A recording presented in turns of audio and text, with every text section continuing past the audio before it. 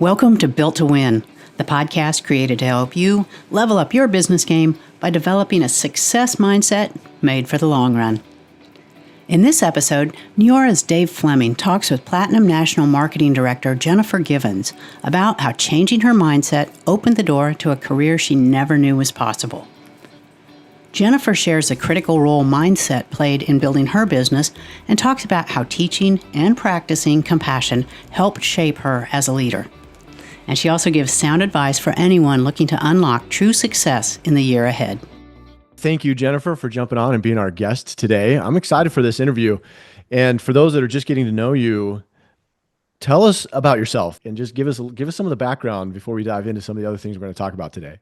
Of course. Hi, everybody. I am excited to be on here today, honored to be on here, truly, to get to talk to everybody. I will say, who I am. That's such a deep question, but on the surface, I'm a mother. I have 3 children, 19, 14, and 12.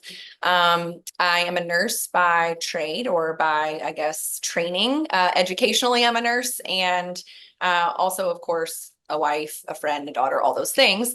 And professionally now, I am obviously the Platinum National Marketing Director in Neora, which I know is a foreign terminology to a lot of people. So essentially, in a nutshell, that means I've helped a lot of people hit a lot of goals. I think that's the best way to describe it. And that is what I do now as my career endeavor, you could say. Oh, and I'm from Kentucky. We'll go ahead and put that out there now so no one is guessing what my accent is. We'll just square it away. But I am from Louisville, Kentucky. So this is the biggest city in Kentucky, but still, yes. Louisville, Kentucky. So for all of those who are listening, Louisville is the correct pronunciation of Louisville, Kentucky. That is almost correct. Almost correct. The most correct. Yes. The most correct. Yes. The most correct. And not to put you on the spot, but like you said, I'm going to let you brag about yourself for a second because you said you helped a lot of people, help do a lot of great things.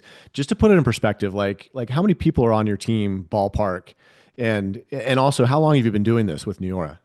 So I've been doing this for 11 years. It was 11 years in September, and I will be very transparent and tell you that I don't pay attention to how many people are on our team. I just work with the team. So, I mean, thousands, of course, but I don't know specifically because that's just not something that I pay attention to a lot. I pay more attention to who it is and what we're doing versus the quantity, I guess. But thousands of people that have been, have joined the company over the course of the last 11 years, and all the, people that joined with me, and then the people that they brought in, and then you think of 11 years worth of that ripple effect. So lots of people, obviously, in total, and even more that have, maybe come and gone throughout the years over the course of time as well. Yeah. Sure. Yeah. There are always people coming and always people going, and that's just kind of part of the business that we're in. 11 years is a long time. And one of the things that I love about you and your leadership is that you care a lot about the people on your team, and it shows through in like everything that you do as a team. Your team kind of adopted that as a culture and kind of a personality of your team, which I think is also pretty great. And I wonder, was that something that has always been part of you? Like before you were doing Neora, what were you doing? And like, tell us how you got here. So it is funny because I think a lot about things like, how did I end up here? This was not what I said I wanted to do when I was a little girl. I actually wanted to be a doctor, but then in my mind, I wanted to be a mom more. So I was like, well, then I'll be a nurse because that way I won't have to wait until I'm out of all these years of school. Like that's what my little brain thought when I was young. So I chose to become a nurse because I've always wanted to take care of people. So I don't think it's like, I don't think it's by accident that I ended up not necessarily in this space, but in this space with this company, because in my opinion, the company is designed for you to be rewarded for caring about people. And so it kind of is in alignment with what I did previous to coming here. So I was teaching nursing my background's in pediatric oncology nursing. So that takes a lot of caring about people because you get very attached. Your patients are there for a long time. Their families are there for a long time.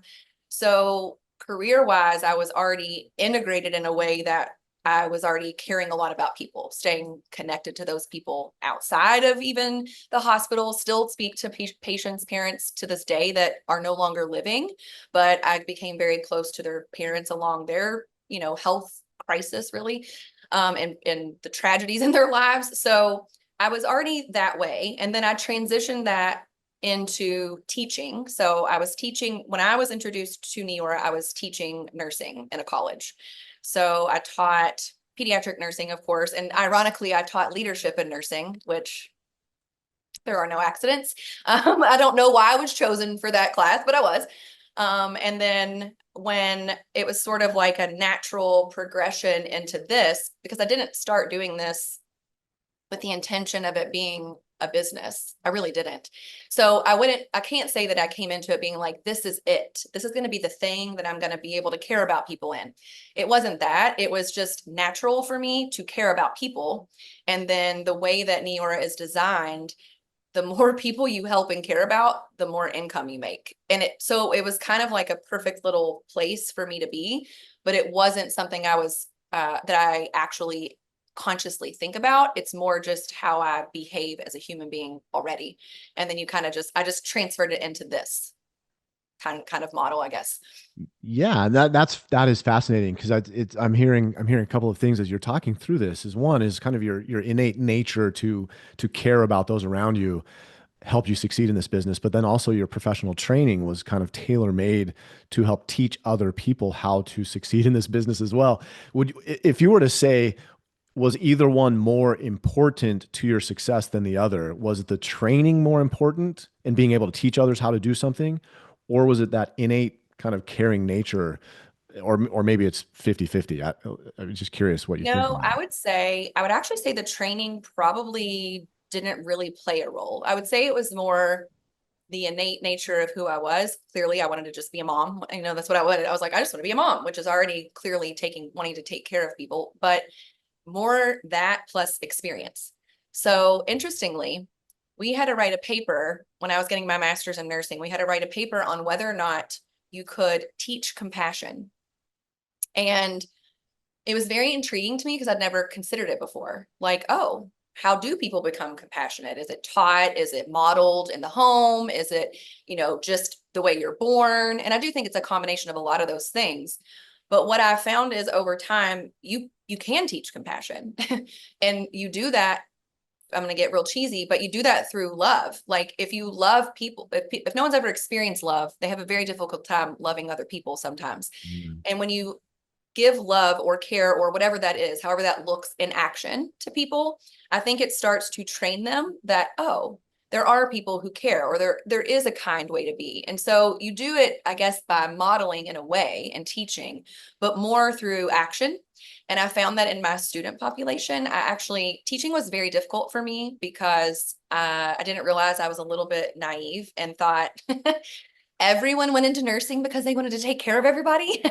And that was not true of my student population. Some of them, of course, yes, that was true. But a lot of them were like, I'd be like, me in my first day, like, why did you want to be a nurse? And they're like, it's a good, stable career. We have a good pay rate. I was like, it was like my heart shattered knowing that not everyone wanted to just take care of people. But through that experience, I got to watch people who maybe didn't have a lot of compassion, maybe because of their life circumstances or whatever, get to learn by my example how you can show other people compassion. So I don't know how I just went on that tangent, but I'm really interested in this, because I'm on the edge of my seat. Like, can we learn compassion? Like, now I want to know. Oh, yes, I think we can. And I think that in the beginning of transitioning into Neora as more of I guess you could say a career, because that wasn't ever the intention, but it was the natural progression of it. One of the hardest parts of it was I was considering, nursing was part of my identity. Like being a nurse was part of my identity. And I was like, wait, what happens? And then now it's still a part of my identity. Like it is why I am who I am. A lot of it, the experiences with other human beings, or, the things I've witnessed or gone through or had to help other people with. So I found that basically I figured out a way to still be a nurse in Neora. That's the best way I can say it, where I can still give of myself, of my energy, of my mind, of my heart, I guess, to other people in a way that helps them in a different way, but also somewhat in a similar way, because it's still giving love, really, in essence, to someone that makes them feel seen, heard, valued, worthy, something that then enables them to do something else. So in the nursing world, it enables them to be able to maybe function or, live. In your world, clearly it's not that serious, but it is, because if you can change the way someone believes about themselves or sees themselves or the world or other people, you really can change the way their future looks. That's how I believe anyway. So it was kind of a beautiful little marriage that took me a second to figure out, like, why am I here? Why am I doing? How did I end up here? And being able to then make that what I wanted to make of it, because it is an entrepreneurial endeavor. I wasn't working under a boss. So I could say that doesn't feel right to me, or that doesn't feel good to me. I'm not going to do it that way. And I do think I was intentional about wanting a team that did things the right way. I wanted a group of people who did care about their integrity as much as I cared about mine. I wanted to build a team that felt like I was protecting their integrity and not ever encouraging them or asking them to do something that could put that in jeopardy. And I think over time, that was almost just a little bit like, it was sort of similar to the compassion, where it was modeled and then exemplified on repeat. And that just kind of then became the culture of the team. That is beautiful. I love that. And thank you for answering that question, by the way, because my background was originally, I graduated with a degree in psychology and then went into business. So I understand like where you're coming from in terms of like the, modeling behavior, and, and there's constantly this nature versus nurture debate in psychology. And so like talking through that for me was like super interesting. And so hopefully our listeners feel the same way, but I think that shows, because what you have done, and people who don't know you, people who don't know your team won't necessarily know this, but your team embodies that. Like they have clearly taken that and internalized that. And you can tell the people who are on your team, the way they talk, the way they do things is similar to the way you talk about the business, the way you've done things. And I think that's super cool. I think that's awesome. That's really cool to hear, actually, because I've never really heard that perspective, because most of the people I talk to are on my team. Well, that makes sense. Yeah. So you're not comparing it to like what Yes. else is out there. Not to say that people on other teams aren't doing it the right way or anything like that, but it's like, but every team has its own kind of personality, if you will. And so like the way you're talking about the business and the way you're describing it, like you could describe your team the same ways. And I think that's awesome. You mentioned something as you were talking through this, like kind of like the progression of things. And you originally, when you looked at this, and we're talking about Neora specifically, when you originally looked at this, you weren't looking at it as a business. Like you said, you hadn't put this on your to-do list as like being an entrepreneur and launching a direct selling, a social selling business. What changed? And was it a moment, or do you remember when that changed? I do. Well, what's interesting is it was about the most unlikely time to add anything else to my plate as well. Like I'm not even kidding that I had gone to my doctor and I'm like, I don't know if I can do life. Like I was doing so many things. I was still teaching, and I taught full time, but I taught days, nights, and online. So it was like, really, that makes you pretty much a 24-hour a day worker, because you have to work with your online students when you're at home, for the most part. And then I was also creating a whole online, they were creating an RN online program. So a lot of effort had to go into that. Plus I had enrolled to get my master's, because that was the only way I knew how to make more money. That's the truth. And I thought, well, it would further give me the opportunity to further my career if I did that. And it would give me, I think it was like a $4,000 a year raise. So I was full-time teaching, full-time student. I'm getting my master's. And when I enrolled to get my master's, I then found out I was pregnant. So when I was doing all of that and introduced to Neora, my baby was 9 months old, but I was still like nursing her. Like it was very engaging. And then I had a just turned 3-year-old and an 8-year-old. All of those things were happening when Neora was introduced into my life. And I'm also going to pull a different side of me into this, but I really believe, I know what my prayers were every night. I was a very anxious human being. I was terrified that I wasn't going to be able to give my children the life I thought they deserved.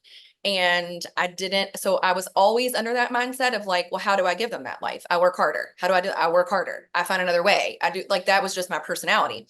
So although I wasn't seeking this, I think I was just in a different way. And I think it was put in my path and I happened to notice it. I mean, I really believe that. I think that's how it works a lot of times. And you don't always notice what was put in your path for you. But I happened to notice it. I didn't notice it in the right way, of course, at first. I just noticed the product. So I did come into it.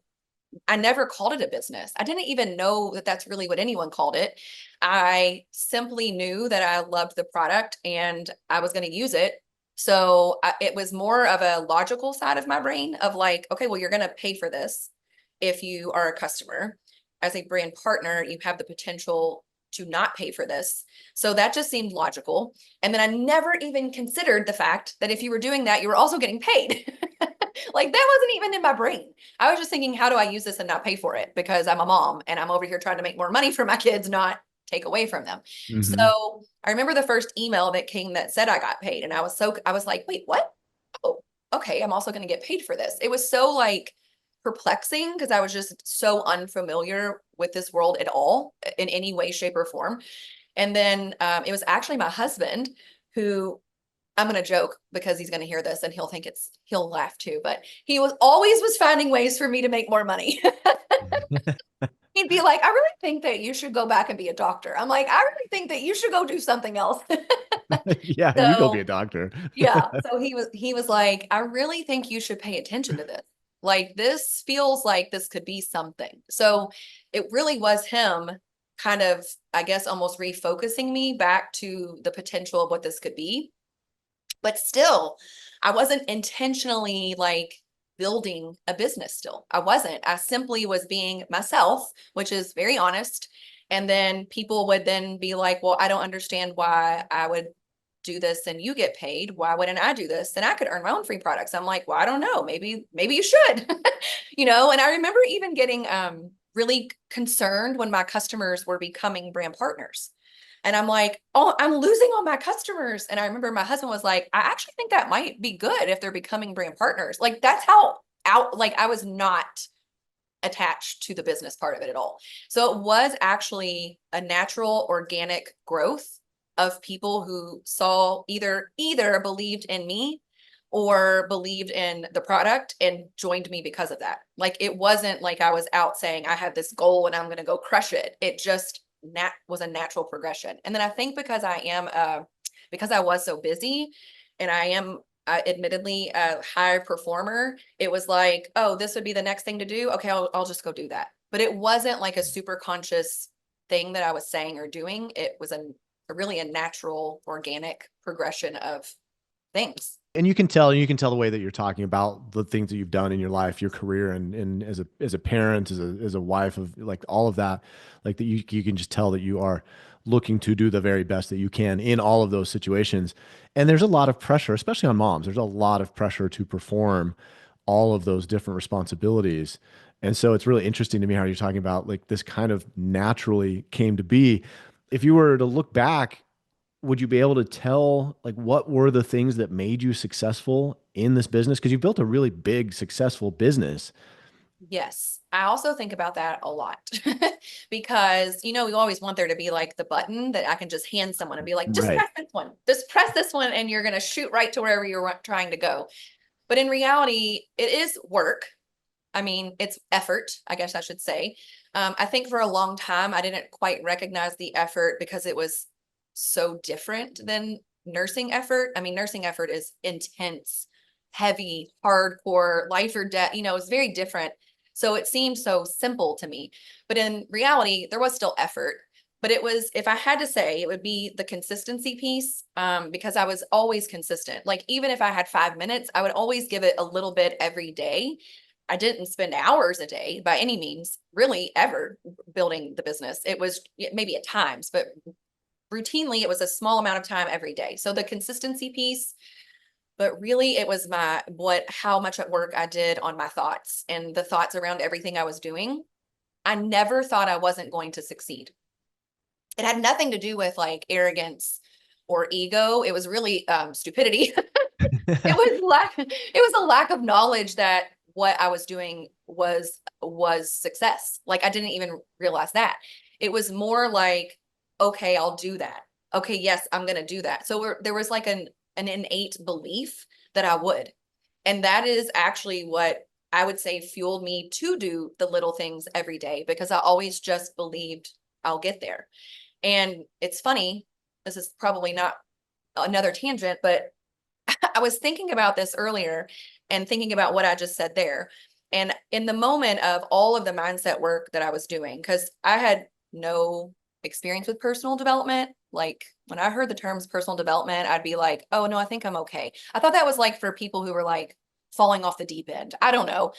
I just didn't know what I didn't know. And so because Neora is, in my opinion, a natural, also like a simultaneous personal development company, that started changing me from the beginning, right? So the things and all the little cliche one-liners that I thought were so cliche, what you start to learn is, oh, they're actually true, which is why they're one-liners, right? So when I started realizing I actually lived or operated through all those like principles of what you expect you're going to get back in life form. You know, if you think you will, or if you, whether you think you will or you think you won't, you'll be right. Like all those little things were true.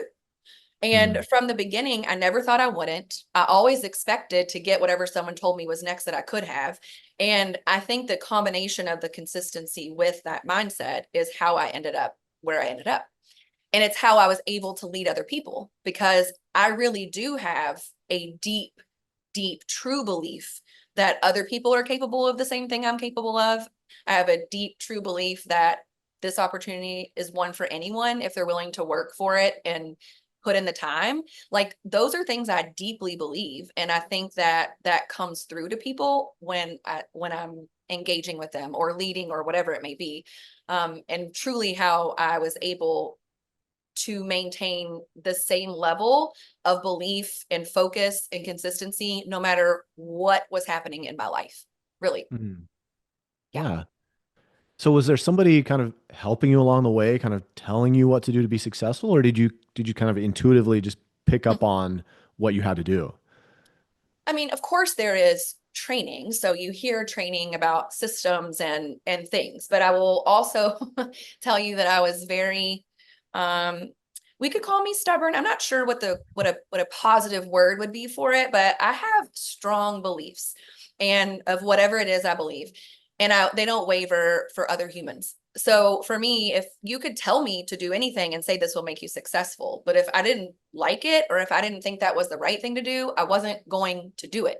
So I Mhm. think that it was partial training because I had to learn just some conceptual things about sales and things. I mean, I've never done that, but also it was the intuition of knowing just people.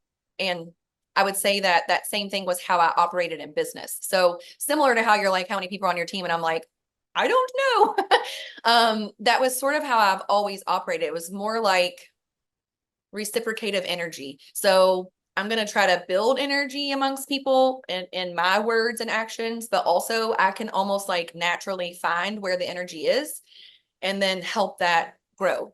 And so what that means is, what I'm trying to say is I don't spend a lot of time in the places a lot of people spend a lot of time in, which is like the places that would be like by definition where you're maybe don't have what you want, or so, because by design that shifts you into like a loss mindset almost, because you're almost engulfing yourself in this like place that isn't really the reality, but it skews your perception. So somehow, because I can't say I intentionally did this, I was drawn to energy. So I worked with people who also, when you're working in that way, it gives back to you. And I think that's how I was able to stay fueled, as you could say, through all the things I was doing, but also building this at the same time. I think it was because I naturally was drawn to the energy of the team. And I would help fuel the energy of a team instead of trying to take two sticks and start a fire, which I never learned how to do. Right? Yeah. No, that's awesome. I love that because it's if you're in the business and you're familiar with this business, and I've been in and out of this business for almost 25 years now. And so like what you just explained about the energy and following the energy and feeding the fire, that is such an integral part of success in this business. And so like for you to just explain that to people, our listeners, I think that's really super insightful, super valuable as well. I want to talk about the business itself for a little bit and talk about like the ups and the downs and, starting There are with not ups and downs. What are you talking about? sure. Yeah. Yeah. Yes. In fact, for this entire Built to Win podcast series, yes, if there's anything you've learned, there's only ups, only ups. I wish. But in your business, like what is the favorite part about what you do? Ooh, my favorite part is still helping people find belief and worthiness in themselves. So for myself, I think people sometimes have this false narrative that I am by design a confident person. I've never been confident, actually. And everyone who knows me very well knows that, and it's annoying to them. And because I don't believe in myself and I don't like all of those. I really haven't. Now, at the same time, like I said, I was a high performer. So I also I guess I did in a way believe in myself, but I didn't recognize that. So for me, it's also, I would say, what brings me the most joy is also what can bring me the most sadness in the business, because finding how many people genuinely do not believe they are worthy or capable of great things is so sad to me. Like, it literally breaks my soul as a human that this many people walk around truly thinking that they can't have things, or that they're not worthy or deserving or capable, or that I don't know. And in reality, I probably recognize it in people because it lives in me, right?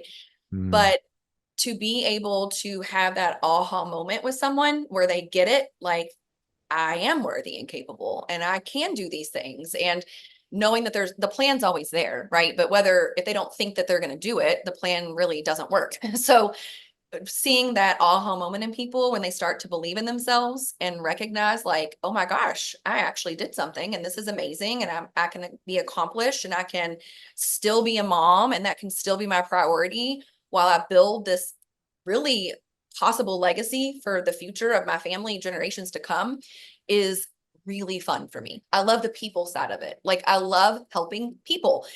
Also, in a way, I guess you could share that same truth for my personal business and my customers. Like, I love being able to introduce them to our products because they've helped me so much. So I have this deep knowing that it will also help other people.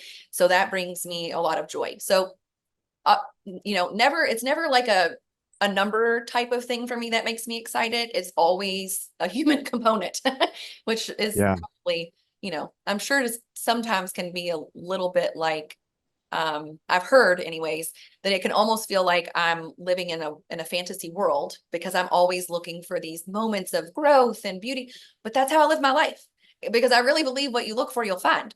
And so I look for it in people and try to find their gift or something that I think is special about them, so that they can grasp onto my belief in them until they can start believing in themselves. So that's my favorite part, is helping people find their own worthiness almost, or capability inside of them. I love that. That's fantastic. Kind of goes back to learning, teaching compassion. Like Yeah. you can help other people learn that skill, which is great. I love that. And I do love that about this business. Like as I mentioned, been in this for almost 25 years, and seeing people reach new heights or explore or expand their own potential is I love that as well. I think that's one of the greatest, if not the greatest part about being in this business. But And the looking, fun part too about that I was thinking about, even if, yes, you seek the energy, you pour fuel on those fires, but at the same time, I feel like the people who maybe don't have that energy are still valued, and they still feel valued, and they actually do still have value in our business, even if they don't like produce or something. And I don't think that's true everywhere. So even our compensation plan here creates a culture where people can feel valued and worthy, unattached to performance, which I think is important just as a human being, to help people be able to not feel less than by being a part of our business, right? So it's almost like every part of it has a way to propel people, regardless of where they may be on a monetary journey. Oh, for sure. Yeah, no, yeah, I really like the way that you said that is that, yeah, it's not just about performance. You can Right. perform, you can not perform. It's up to you what you want to do with the business. But no matter what, you matter here and there's a home for you here. And that's to me is just as important as the numbers, Right. probably more important. Sounds like you agree. And it's like Um, to me, it's preceding numbers, right? The more people that yeah. feel that way, the more likely you are to get results because they're thinking about everything in a different way too. Yeah. Yeah, exactly. Exactly. It's like you build the culture that you want, and then the results kind of come from the culture that you've Right. built. And yeah, totally agree with that. Totally agree. Well, taking a look through the Jennifer Givens future lens. What are you looking forward to this coming year? What do you have, what kind of goals, what kind of objectives are you looking to achieve? So I was funny. I was just talking with someone about this last week because, it's not a secret that we went through our great, glorious time with the government. Yeah. And, first of all, I believe that I was being prepared for that when I came here in the beginning, right? Because I didn't, who I am as like on a soul level is the same. Who I am here and what goes on between my two ears and the thoughts I have and the way I view life, people, the future, all of those things are very, very different than who I was when I came here. I was actually very negative. I was always focused on what I wouldn't have, what we would never, like I was stuck in that loop. And I worked the hardest of all on getting myself out of that and retraining my brain to think a different way to where now I still do it every day. Like you can't help what thought comes into your mind, right? But I now it's a natural thing if a bad thought, or I shouldn't say bad because that's an attachment, but I'm just saying a thought that doesn't really serve me. If that comes into my mind, I naturally now already work through it all before I ever even realized I had the thought. But because I put so much effort into changing the way I thought about everything, myself, the world, the business, the future, what's possible, I now can recognize it in someone else like that and help them work through how to switch those thoughts so that they can better serve them. Because really, that's all you're in control of at the end of the day in this type of business is how you are thinking about whatever situation you're in. So, funny enough, I feel like that first however many years of like my personal growth journey, you could call it, was to prepare me for the moment in time that we would be in that phase. Because, what I've something I never thought about until someone said it to me was, how did you stay here during that? Like, why? And I said, well, I had a knowing. I don't know how else to say that. I had a knowing and a belief that it was all going to be okay. And that is how I operated. That's actually how I operate all the time, every day, it's all going to be okay. It's all going to work out. It's all going to whatever. And when you're thinking in that way, you act differently.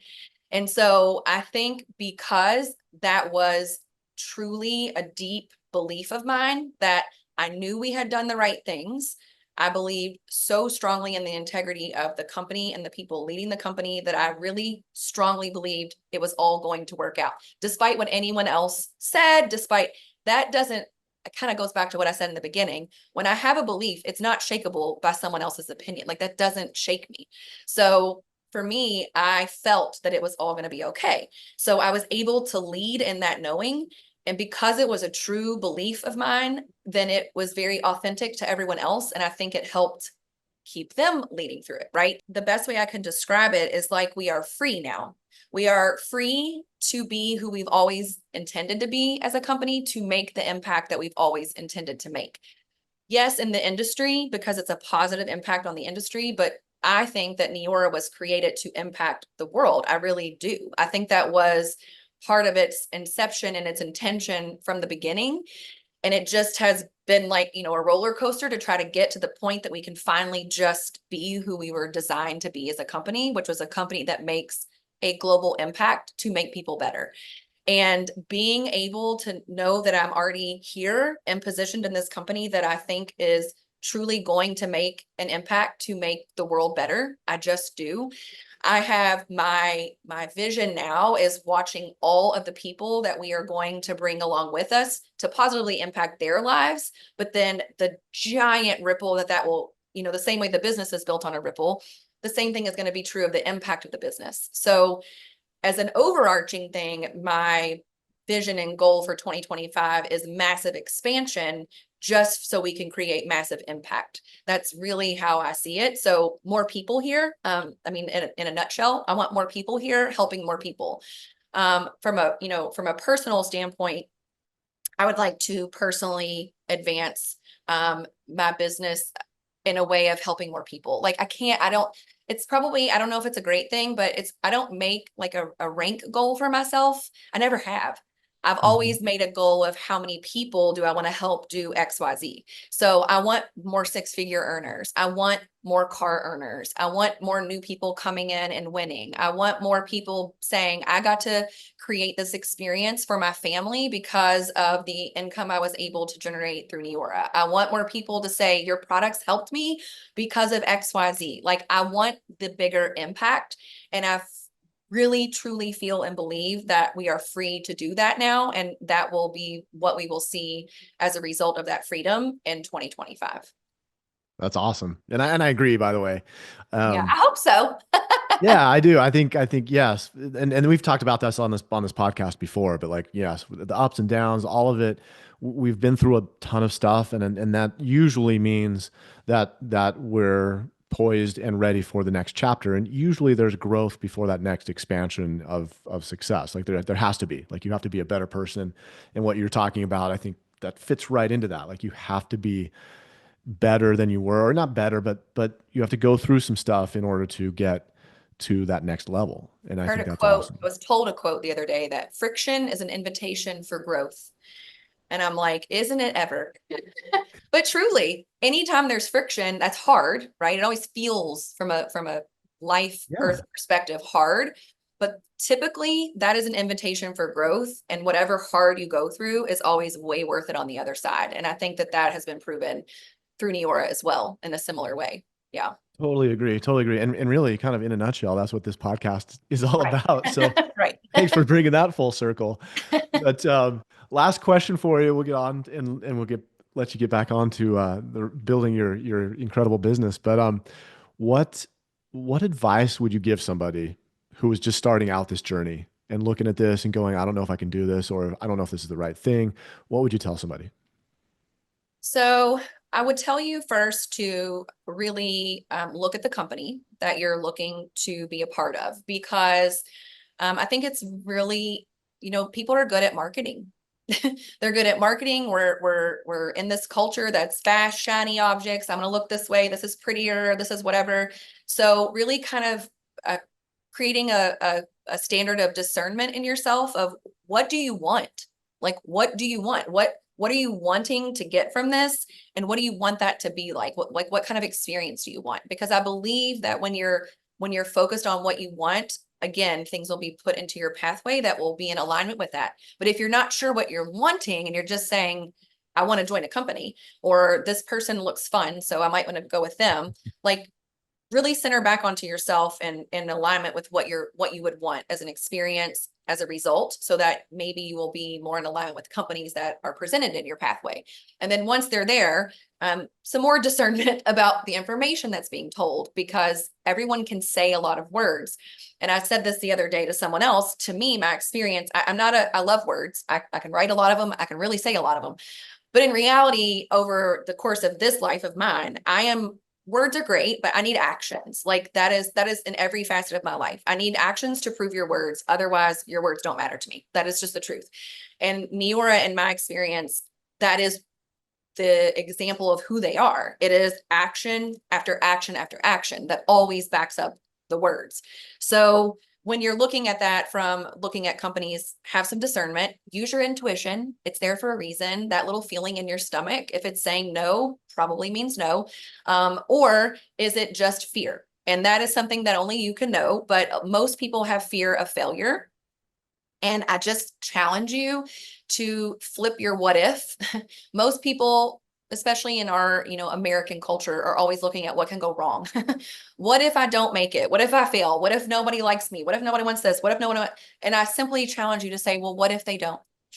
What if it does work? What if they do like it? What if someone does want to do this? And at the end of the day, don't overthink it, because at least here, I can't speak for other companies, but here there isn't a risk in trying. Now I can't, I don't know what's true of everywhere. So I guess that I can't make that a blanket statement for what you're looking to do. But overall, don't overthink it and let your mind get in the way of something that could be the thing that was put into your path because of what you were praying in your nighttime prayers, right? So really having an open mind. I wouldn't say I was the most open-minded person when I first was introduced to this, but really thinking outside the box of what your life could look like and how something like this could contribute to your life. I also think people look at how things can be taken away from you instead of looking at how could it add. Like, even if you never made a sale, let's just say, but what if you became a better version of yourself that changed the way you spoke to your children and changed the way that your life looks because of what you're attracting and who you're attracting to your life? Wouldn't that be worth it? Like, so kind of getting outside the box of what would success look like and just be open to the possibility that it could make a positive impact on your life while using discernment on factual data as well, of course. Yeah. Love it. Love it. That is, yeah, you covered a lot of bases there, but I think every single one of those is really important too. So that's awesome. Jennifer, it's been an absolute pleasure. Thank you for joining me on the podcast today. Thanks for having me. Great conversation. And for our listeners, thanks for tuning in. We're going to be doing more of these. Can't wait for you to join us next time on Built to Win. Thanks. That was Dave Fleming talking with Jennifer Givens about the role of mindset in success. We hope you've enjoyed this episode, and if you learned something from it, please share it with a friend or colleague who you think would also benefit. And if you're new to Built to Win, we invite you to go back and listen to our story from the beginning. You can find us wherever you download your favorite podcasts. And while you're there, please rate us and leave a review to let us know what you think of the show.